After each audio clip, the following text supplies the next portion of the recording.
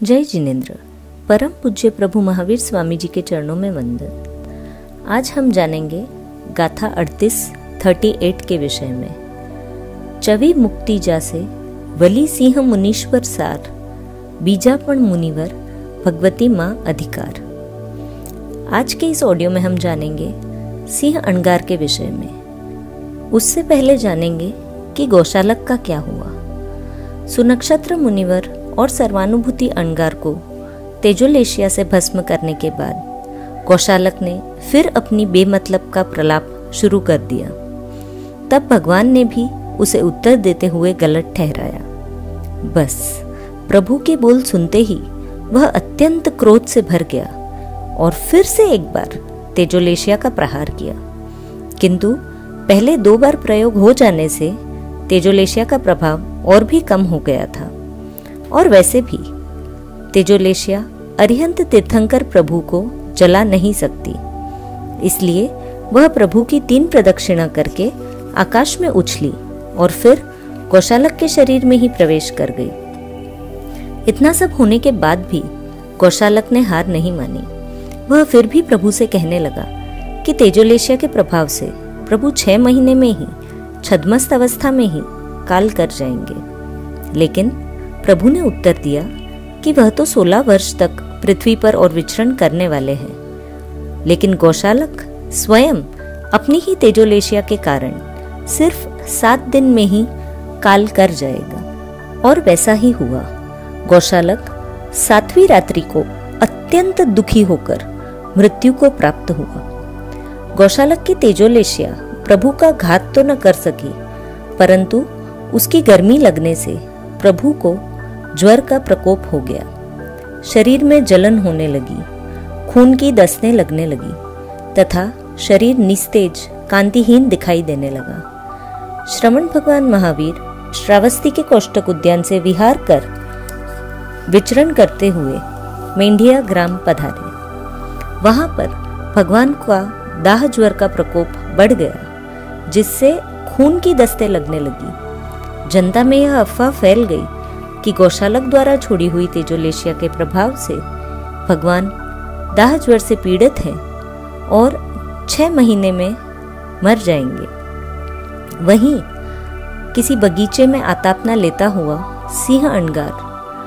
उसने लोगों के मुख से यह बात सुनी। वे अपने धर्माचार्य पर विशेष प्रीति रखने व अत्यंत सरल भद्र प्रकृति वाले थे। उन्हें प्रभु के संबंध में सुनी हुई इन बातों से बेहद दुख हुआ। अपने दिल से दुख को दूर करने के लिए उद्यान के पास में रहे हुए मालूया कच्छ नामक घने वन में जाकर जोर जोर से रोने लगे। प्रभु ने अपने ज्ञान से सिंह अणगार को रोते हुए जाना तो साधुओं को भेजकर अपने पास बुलवा लिया। सिंह अणगार आए, भगवान को वंदना नमस्कार करके प्रभु के पास खड़े हो गए। भगवान ने कहा कि तुम्हें गौशालक के कथन पर विचार करते हुए यह चिंता हो रही है कि मेरे जीवन का अब अंत होने वाला है, लेकिन यहाँ तुम्हारी भूल हो रही है। मैं तो अभी 16 वर्ष पर्यंत तीर्थंकर सर्वज्ञ सर्वदर्शी पने में विचरूंगा। गौशालक का कथन मिथ्या साबित होगा। इसके बाद उन्होंने कहा कि इसी मेंढक नगर में रेवती नामक गाथा पत्नी रहती है, तुम उसके घर जाओ। उसने जो पाक मेरे लिए बनाया है वह मत लेना, परंतु मार्जर नामक वायु को शांत करने वाला बिजोरा पाक जो घोड़ों के लिए बनाया है वह ले आओ। उससे मेरा रोग शांत हो जाएगा। सिंह अणगार रेवती के घर गए।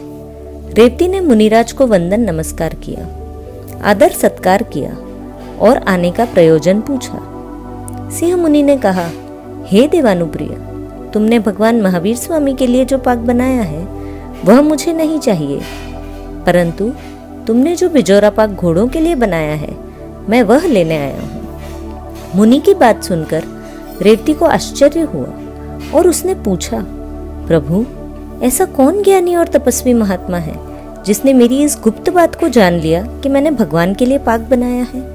मुनि ने कहा, रेवती, मेरे धर्माचार्य और धर्मगुरु श्रवण भगवान महावीर सर्वज्ञ सर्वदर्शी हैं।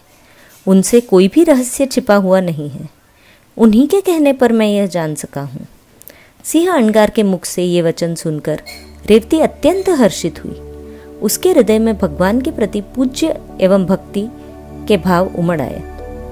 उसने उत्कृष्ट भक्ति भाव से सारा का सारा बिजोरा पाक सिंह अंगार के पात्र में वोहरा दिया। इस महादान और उत्कृष्ट भक्ति से रेवती ने तीर्थंकर गोत्र का बंध किया। देवों ने अहोदानम के घोष के साथ पंच दिव्य प्रकट किए। वह 12.5 करोड़ सोनैया की वर्षा की और रेवती का जय जयकार किया। उस बिजोरा पाक का आहार करने से भगवान का रोग शांत हो गया। भगवान के निरोग होने से उनका शरीर पहले की तरह पुष्ट और तेजोमय कांति वाला हो गया। इससे सर्व साधु साध्वियों, श्रावक श्राविकाओं, देव देवियों में प्रसन्नता व्याप्त हो गई। सभी जीव संतुष्ट हुए, चिंता मिट गई और संतोष प्राप्त हुआ। बीजापण मुनिवर भगवती मां अधिकार यह सूचन कर भगवती सूत्र में वर्णित अन्य भी जिन जिन मोक्षगामी महात्माओं का उल्लेख है उनको भी स्मरण कर भाव वंदन किया गया है। जिन आज्ञा विरुद्ध कुछ कहने में आया हो तो हाथ जोड़कर मिच्छामि दुक्कडम। धन्यवाद।